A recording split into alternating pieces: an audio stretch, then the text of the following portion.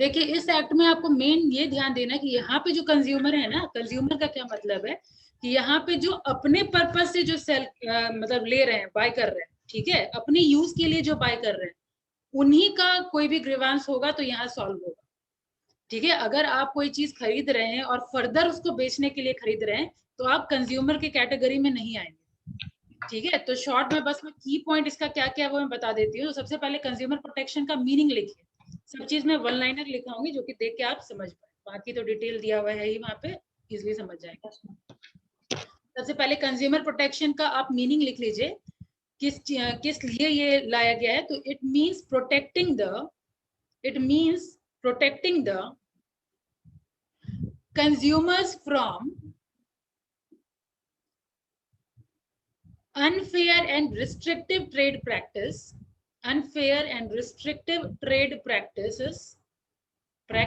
लिखिएगा, yes, unfair and restrictive trade practices adopted by the seller of goods and services। ठीक है, तो ये किस चीज के लिए बना हुआ है, इसका मेन है कि कंज्यूमर के इंटरेस्ट को प्रोटेक्ट करना, कि इन केस अगर वो अनफेयर ट्रेड प्रैक्टिस के थ्रू अगर एक्सप्लॉइट हो रहा है या रिस्ट्रिक्टिव ट्रेड प्रैक्टिस के थ्रू एक्सप्लॉइट हो रहा है, तो उस केस में इस लॉ के अंदर सारा प्रोविजंस है। ठीक है, अब आइए act and it's amendment. Act and it's amendment यानी कब कब ये अमेंड हुआ है। तो सबसे पहले तो ये 86 वाला आप लोग को पढ़ना है। The Consumer Protection Act was passed on 5th December 1986. 5th December 1986.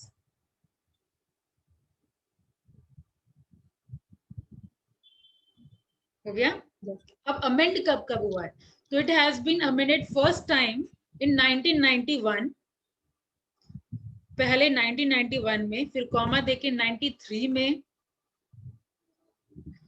फिर 2002 में, और अभी लेटेस्ट अभी इसका हुआ है कोपरा 2019 में।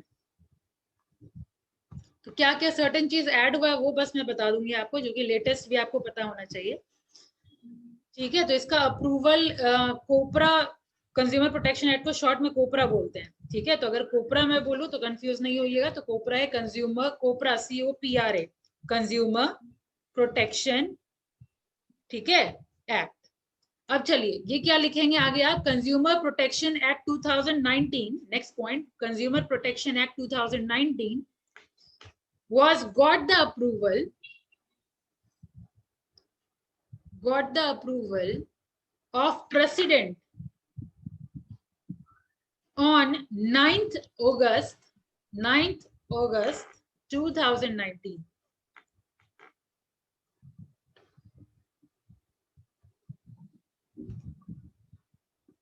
ठीक है, तो सबसे पहले 86 जो था, अब कहाँ का अप्लीकेबिलिटी है, लाइक उसका एक्सटेंड की मैं बात करूं अगर, तो एक्सटेंड ये होल ऑफ इंडिया में है। 86 की अगर मैं बात करूं तो जम्मू एंड कश्मीर उस टाइम हटाया गया था, जम्मू एंड कश्मीर में अप्लीकेबल नहीं था। तो 86 वाला आप लिख लेंगे, the act extend to whole of India except Jammu and Kashmir.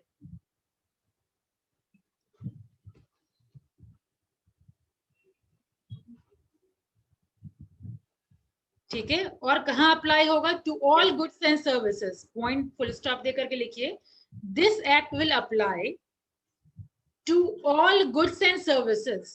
This act will apply to all goods and services unless otherwise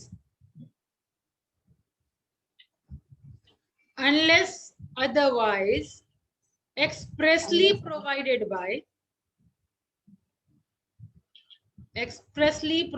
by the central government। ठीक है, तो सारा गुड्स एंड सारे सर्विसेज पे ये अप्लाइड होता है। ठीक है, चाहे वो गुड्स हो चाहे सर्विसेज हो, सर्विसेज भी। ठीक है, सर्विसेज में भी जो आपने कहा है वो अगर नहीं दे रहे हैं आप कस्टमर को, तो अगेन कस्टमर को राइट है कि वो कंप्लेंट करे। ठीक है, और कस्टमर कौन, डेफिनेशन ऑलरेडी बुक में दिया हुआ है, बस एक्सप्लेनेशन के लिए मैं बता दूं, कस्टमर वही होंगे, कंज्यूमर यहाँ पे वही होंगे जो अपने पर्सनल यूज के लिए खरीद रहे हैं या फैमिली के यूज के लिए खरीद रहे हैं। ठीक है। अब वापस सेल करने के लिए अगर आप रिटेलर हैं, होलसेलर हैं, तो आप यहाँ पे नहीं कर सकते कंप्लेन। ठीक है। अब लिखिए 2019 क्यों आया, क्या क्या सर्टेन एडिशन था वो लिख लीजिए। 2019 कोपरा 2019।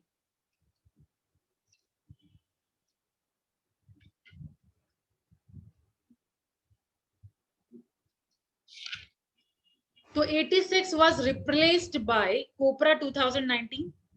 Consumer Protection Act 1986 was replaced by Consumer Protection Act 2019. Short में कोपरा कोपरा लिखते चले जाइए। ठीक है। अब वो जो कंज्यूमर प्रोटेक्शन बिल 2019 था वो पास हुआ लोकसभा में ऑन 30 जुलाई 2019। 30 जुलाई 2019। और फिर राज्यसभा में पास हुआ 6 अगस्त को 2019।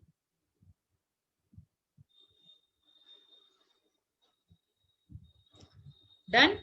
इम्प्लीमेंट हुआ 20 जुलाई 2020। 20 जुलाई 2020।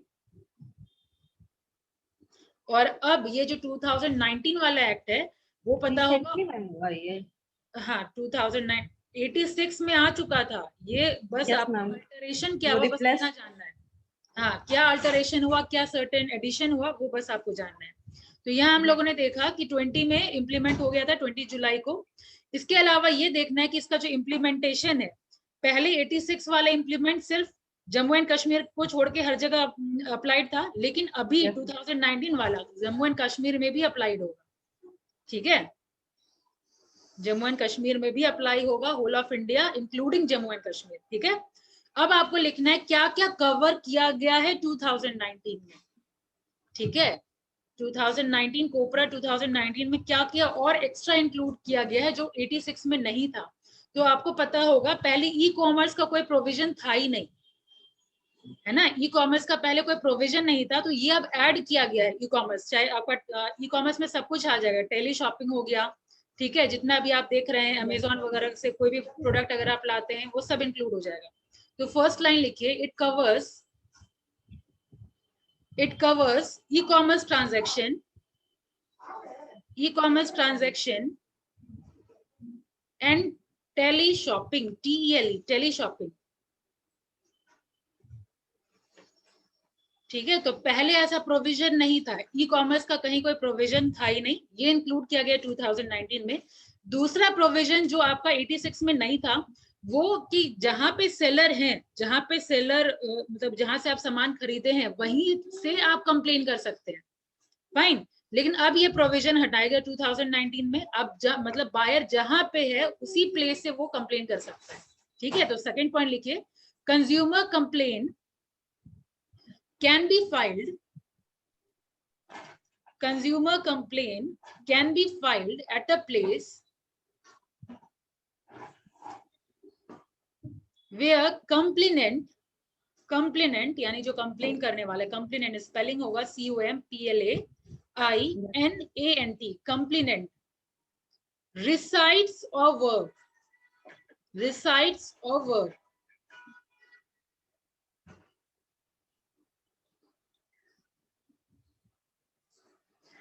डन।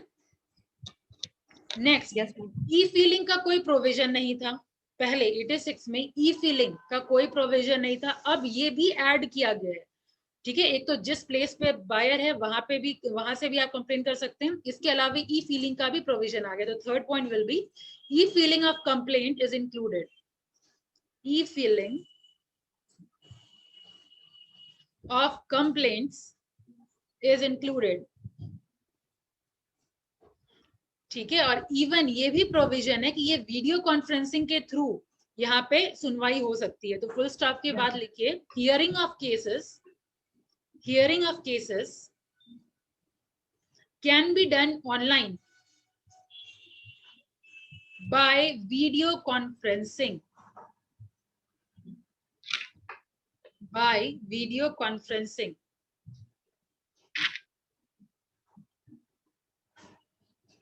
डन।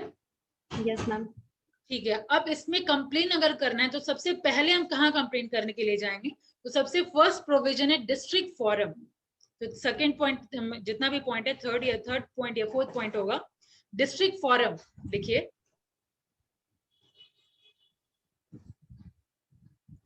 डिस्ट्रिक्ट फॉरम, देख लिए। अब इसमें अमाउंट आपको जानना है कि डिस्ट्रिक्ट फॉरम में कितने वैल्यू का अगर प्रॉब्लम होता है तो हम कंप्लेन कर सकते हैं। तो वैल्यू ऑफ गुड्स और services up to 1 crore, value of goods and services up to 1 crore, ठीक है, डिस्ट्रिक्ट फॉरम में 1 करोड़। और अगर इस अमाउंट से अधिक है तो आप जाएंगे स्टेट कमीशन के पास। अगर 1 करोड़ से ज्यादा का कंप्लेन है तो आप जाएंगे स्टेट कमीशन के पास और आपका अमाउंट होगा 1 करोड़ टू 10 करोड़। मैम एक बार और रिपीट कीजिएगा। तो मैंने कहा कंप्लेन अगर करना होगा तो सबसे फर्स्ट स्टेप होगा डिस्ट्रिक्ट फॉरम में, ठीक है। और डिस्ट्रिक्ट फॉरम में कितना जुरिस्डिक्शन है, मतलब कितने अमाउंट तक का आप कंप्लेन कर सकते हैं, तो 1 करोड़, ठीक है। अब 1 करोड़ से ज्यादा अगर हुआ, यानी 1 करोड़ से लेकर के 10 करोड़ के जुरिस्डिक्शन में अगर आप हैं तो आप जाएंगे स्टेट कमीशन के पास,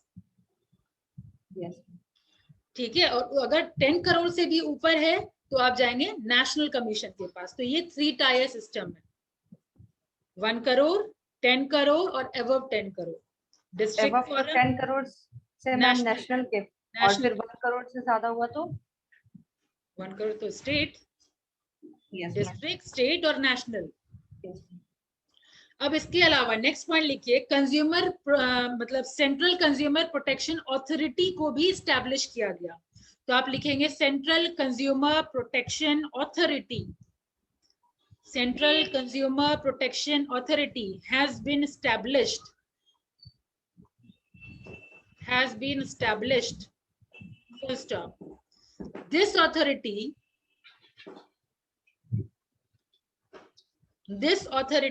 can investigate the matter, this authority can investigate the matters, recall the product or withdrawal, recall the product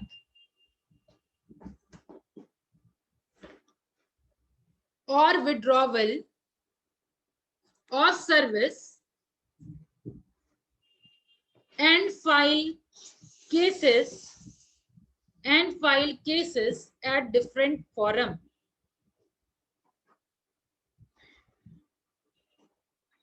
ठीक है। तो आपने लिखा कि ये चीज को देखने के लिए, कंज्यूमर के इंटरेस्ट को देखने के लिए इसका एस्टैब्लिशमेंट किया गया सेंट्रल कंज्यूमर प्रोटेक्शन अथॉरिटी का, CCPA, ब्रैकेट में लिख लीजिएगा CCPA, ठीक है। शॉर्ट फॉर्म कई बार अगर आपके क्वेश्चन में पूछा गया हो अगर या पूछा जाए तो कंफ्यूज नहीं होइएगा, आपको CCPA शॉर्ट में बोलते हैं, ठीक है। तो किस चीज के लिए इसका एस्टैब्लिशमेंट हुआ था, कंज्यूमर के प्रोटेक्शन को प्रोटेक्ट करने के लिए, कंज्यूमर के इंटरेस्ट को प्रोटेक्ट करने के लिए एस्टैब्लिशमेंट हुआ था। अब इसके पास किस किस चीज की अथॉरिटी है, एक तो प्रोडक्ट को वापस लाने का अथॉरिटी है, मतलब अगर कोई कंप्लेन कर रहा है तो प्रोडक्ट को वापस लेने का है ये। इन्वेस्टिगेशन का इसके पास पावर है, ठीक है। तो ये सारा पावर दिया गया है इस अथॉरिटी को। नेक्स्ट पॉइंट लिखिए, consumer can get compensation, bullet point में ही लिखते चले जाइएगा, ठीक है। Consumer can get compensation for any harm after the use of any product, after the use of any product or service from seller।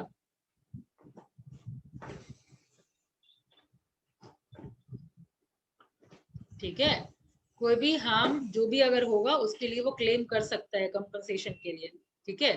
मतलब जो cost है प्रोडक्ट का वो तो ले ही सकता है, प्लस यहाँ कंपनसेशन कहने का मतलब है जो कॉस्ट उसको बेयर करना पड़ा, जो कॉस्ट दे करके वो प्रोडक्ट खरीदा वो तो वापस करना पड़ेगा ही पड़ेगा सेलर को। इसके अलावा उसकी वजह से जो कंपनसेशन उसको वो मतलब जो भी क्या जो कंपनसेशन में क्या, जैसे मान लीजिए कंप्लेन करने के लिए उसका सर्टेन कॉस्ट गया होगा, ठीक है, टाइम गया होगा, ट्रांसपोर्टेशन हो सकता है कॉस्ट गया होगा अगर ये फाइलिंग नहीं कर रहा है तो, ठीक है। इसके अलावा जो भी परेशानी उसको उठाना पड़ा तो उसके लिए वो कंपनसेशन सेलर से ले सकता है। डन। अब देखिए अब बिचौलिया यहाँ पे होता है mediation, next point mediation centre, MEDIATION, MOM. Mediation centers has been established for dispute resolution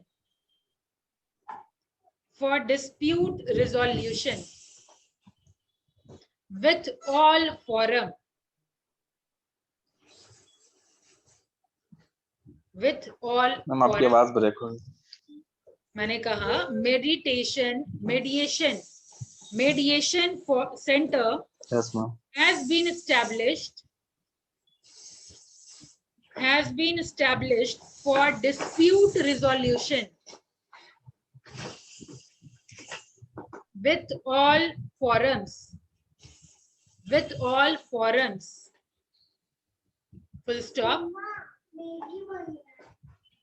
Court can, full stop के बाद लिखिए, court can refer settlement through mediation, mediation, through mediation. ठीक है, तो ये सारा सर्टेन एडिशन किया गया था 19 में, इसीलिए कंप्लीटली उसको रिप्लेस करना पड़ा, क्योंकि ये सारा प्रोविजन 86 में था नहीं। अब हम लोग को जानना है एम क्या क्या है। तो ऑब्वियसली एम जो 19 का है वो सेम आपका 86 का भी वही एम था, 29 का भी सेम एम है। ठीक है, तो एम एंड ऑब्जेक्टिव पे अब लिखिए। Next topic, aim and objective. 2019 शायद दिया हुआ नहीं है आपके मॉड्यूल में, है क्या स्वाति? No ma'am. लेकिन ये एग्जाम में पूछा जाता है, इसीलिए हर एक्ट में जब आप पढ़ेंगे तो रीजन क्या है वो भी जानना जरूरी है। Yes.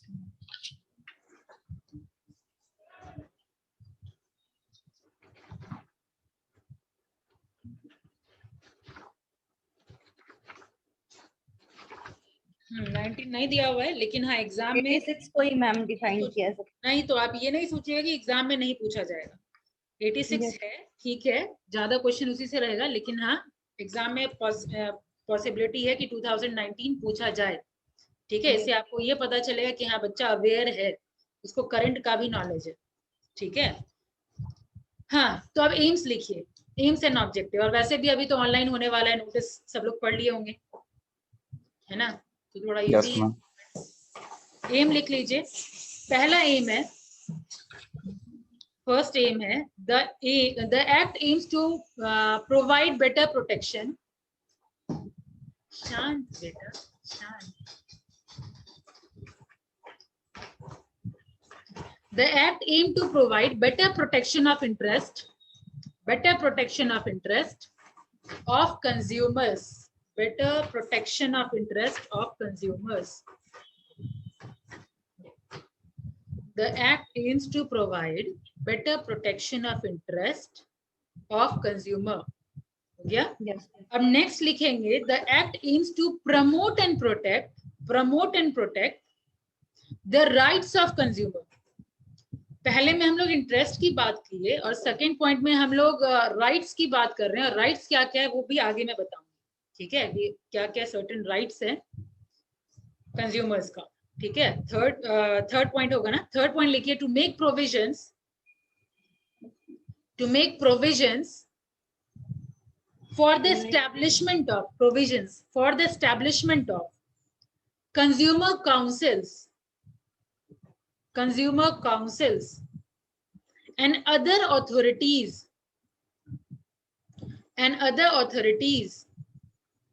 for the settlement of consumer dispute.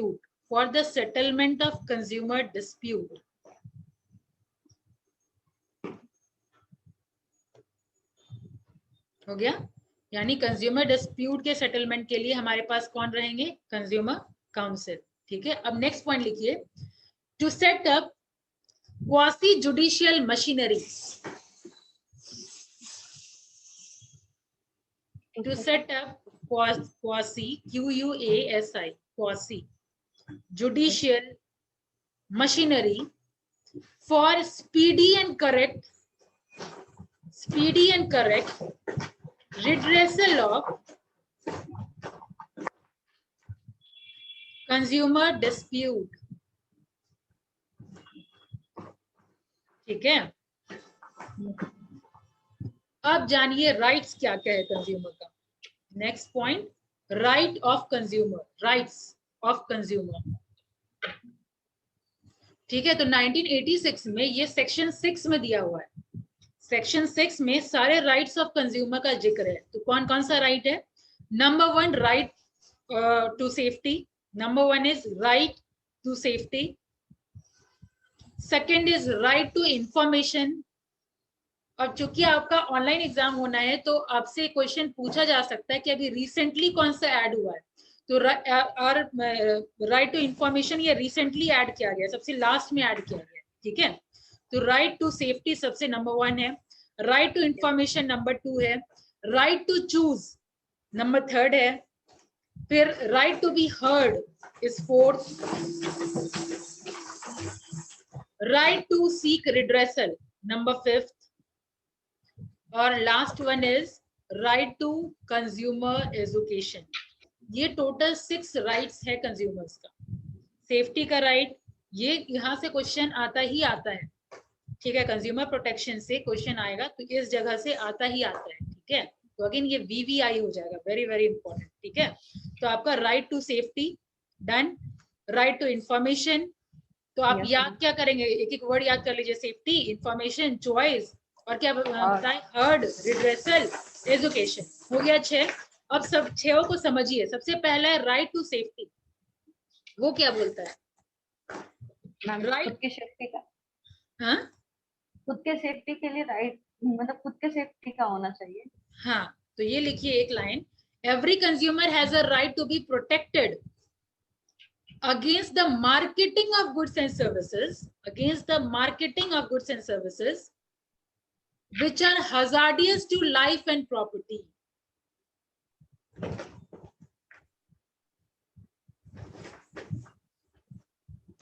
आवाज आ रही है मेरी? ठीक है, तो यहाँ मार्केटिंग पॉइंट है कि हम लोग marketing of goods and services जो हजार्डियस है उसके बारे में उससे हम लोग प्रोटेक्टेड रहे या प्रोटेक्ट किया जाए, ये हमारा राइट है। ठीक है, मतलब कंज्यूमर्स का राइट है। Second is right to information. तो इंफॉर्मेशन क्या क्या कंज्यूमर के पास होना चाहिए, उसके क्वांटिटी कितना है, कोई अगर सामान आप खरीद रहे हैं तो वो कितने क्वांटिटी का है, ये जानना, क्वालिटी का है, प्योरिटी उसका, ठीक है, किस स्टैंडर्ड का है, उसका क्या प्राइस है, ये सारा इंफॉर्मेशन पता होना चाहिए। लिख लीजिए राइट टू इंफॉर्मेशन में, every consumer has a right to be informed. ठीक है, जैसे सेफ्टी में आपको पता होना चाहिए इसका क्या इल इफेक्ट है, क्या हजार्डियस इफेक्ट है, जैसे पता होना चाहिए। यहाँ राइट टू इंफॉर्मेशन में या आपको पता होना चाहिए क्वांटिटी के बारे में, every consumer has a right to be informed about the quantity, comma quality, comma purity, comma standard, and price of goods or services, and price of goods or services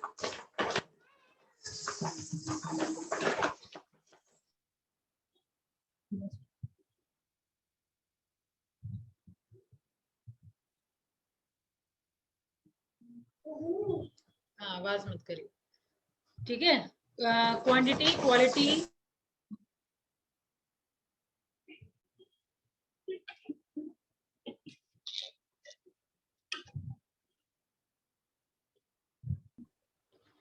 हाँ, लास्ट पॉइंट कहाँ था?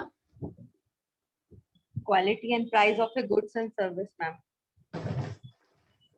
Information. So as to protect him against unfair trade practice. So as to protect him against unfair trade practice. ये लगता है कि तुम बेटू बदमाशी कर रहे हो। चलिए, अनफेयर ट्रेड प्रैक्टिस हो गया, इंफॉर्मेशन खत्म। अब चॉइस लिखिए, राइट टू चॉइस नहीं, choose, right to choose. Next one is right to choose. अब यहाँ पे चूज में क्या करेंगे हम लोग कि यहाँ पे कंज्यूमर के पास ये राइट होता है कि वो कंपेयर करके, इवन प्राइस भी, क्वालिटी भी, प्राइस भी कंपेयर करके वो खरीदे, ये उसका हक है, तो उसको रोक नहीं सकता। ठीक है, Yes, ma'am. ये आप लिख लीजिए, right to choose, every consumer has a right to choose from variety of goods and services at competitive price. At competitive price. Next one is right to be heard.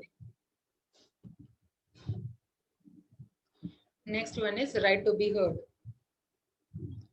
तो यहाँ पे क्या होगा, every consumer has a right to be heard and to be assured that consumers' interest will receive due consideration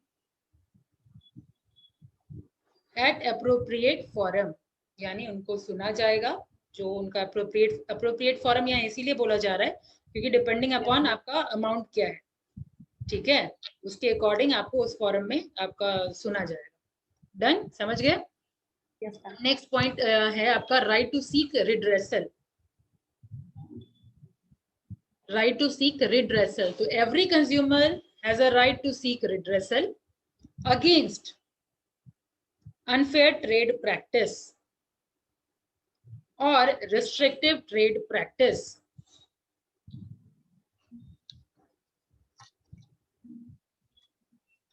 or exploitation of consumer or against exploitation of consumers. ठीक है, तो इन सब के अब यूटीपी और एमटीपी हम लोग आरटीपी और यूटीपी ऑलरेडी एमआरटीपी एक्ट में पढ़ के आए हुए हैं, इसको ज्यादा इलॉबरेट करने की जरूरत है नहीं. हाँ, एग्जाम में लेकिन अगर पूछा जाए तो आप लोग कर लेंगे, उतना आप लोग पढ़ चुके हैं एमआरटीपी में. और लास्ट आपका बच रहा है राइट टू कंज्यूमर एजुकेशन. इसके अंदर लिखिए every consumer has right to consumer education. किस चीज का, कि वो अपने राइट के बारे में उसको मतलब पता हो. हाँ, इस चीज का उसको हक है. तो consumer has a right to know about his right as a consumer. Right as a consumer, full stop. He is entitled to obtain knowledge of all remedies available to him against the exploitation by the manufacturer and traders. By the manufacturers and traders of goods and services.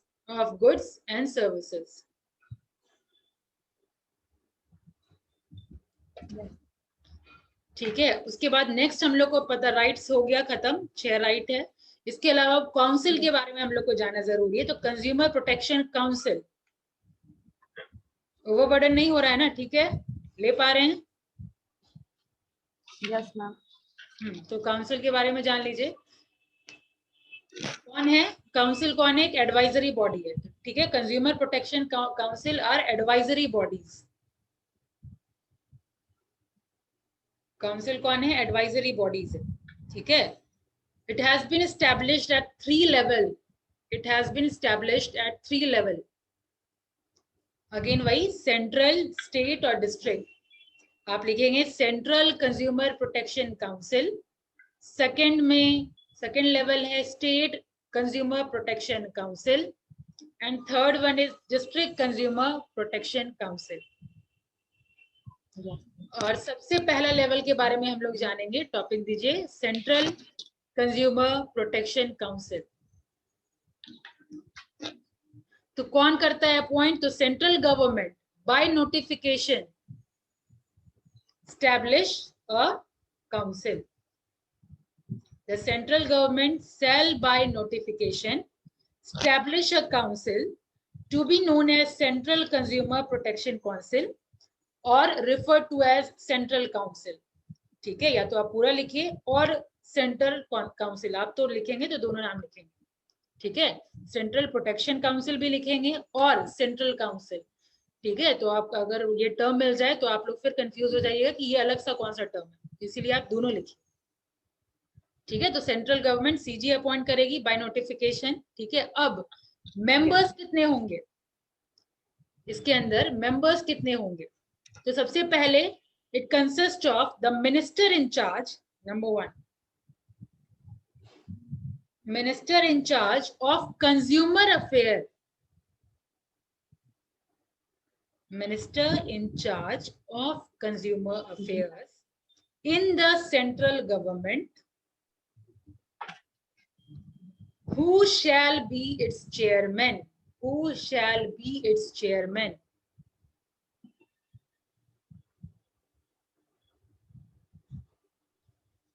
Next, such number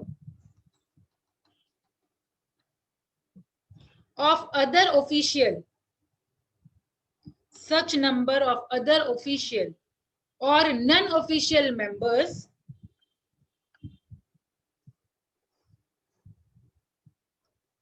representing such interest as may be prescribed.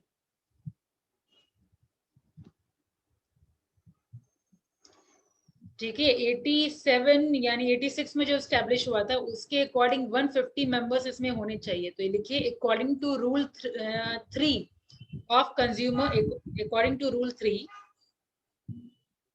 according to rule 3 of consumer protection rules 1987, the central council shall consist of 150 members, 150 members। ठीक है, अब ये term कितने का होगा? तो 3 years का term होता है इसका।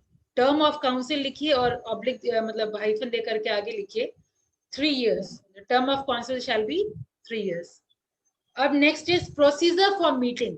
मीटिंग का क्या प्रोसीजर होगा? नेक्स्ट टॉपिक इसी में काउंसिल में ही दीजिए, प्रोसीजर फॉर मीटिंग। ठीक है, तो यहाँ पे मीटिंग का क्या प्रोविजन है? जब जरूरत हो तब मिलने का प्रोविजन है, लेकिन कम से कम एक मीटिंग, साल में एक मीटिंग होना जरूरी है। ठीक है, तो आप लोग लिखेंगे ऐसे, the central council shall meet as and when it is necessary, as and when it is necessary। कहने का मतलब अब एक है तो इसका मतलब ये नहीं कि जरूरत पड़ा तो हम लोग तो मीटिंग कर चुके। ठीक है, तो ऐसा नहीं है, आपको जब जरूरत हो तब मीटिंग आप बुला सकते हैं, but at least one meeting of the council, but at least one meeting of the council shall be held every year, shall be held every year।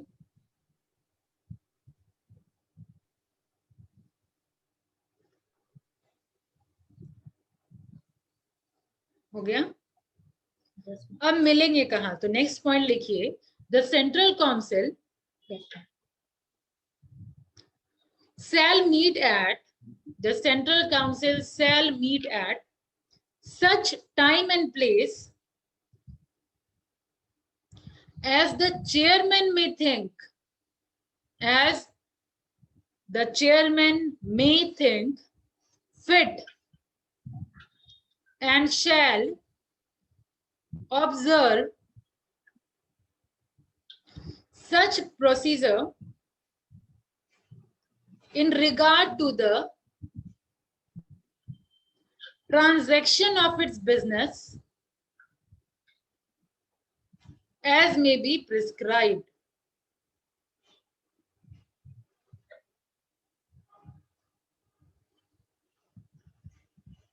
as may be prescribed। Now next one is object of central council। ये आपके section 6 में दिया हुआ है। ठीक है, ये section 6